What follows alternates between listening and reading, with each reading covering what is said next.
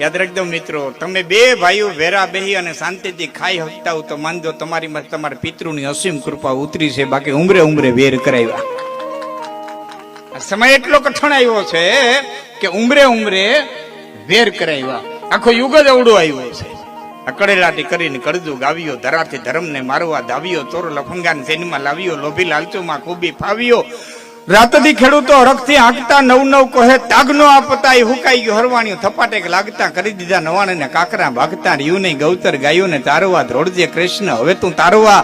આ રાજા મીંડા છે રેતને મારવા તો કેનેદી પ્રદાને ધણી હવે ધારવા છતેદી અંધારા ઘોષ છે રાજમાં હો પીડ્યા છે સ્વાર્થના કાજમાં આ ધતિંગ વિધા છે ધર્મના નાજમાં નથી કોઈ વવારું હવે અહીં લાજમાં. આ કડજુ ગાયો. અને અહવામાં રમૂજમાં વાત કરું તો એટલો ઉલટો યુગ આવ્યો છે. ઢોર બેઠા બેઠા ખાય, માણા ઉભા ઉભા ખાય. ઢોર બેઠા બેઠા ખાય. હવે ગૌશાળામાં ગાયું કોઈ છોડતા નથી, પગ મોકરો કરવા છોડે, બાકી બેઠી બેઠી ખાય. ઢોર બેઠા બેઠા ખાય, માણા ઉભા ઉભા ખાય. આ જેટલા વાહન બીના છે એટલા માણા હાટું જ બીના છે, છતાં ઢોર વાહનમાં જાય.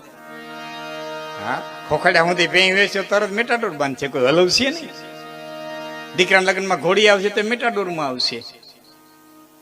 ઢોર વાહનમાં જાય, માણા હાલી નીકળ્યું, કોઈ દ્વારકા કોઈ ચોટીલા કોઈ વાન નીકળ્યું હાલ્યું.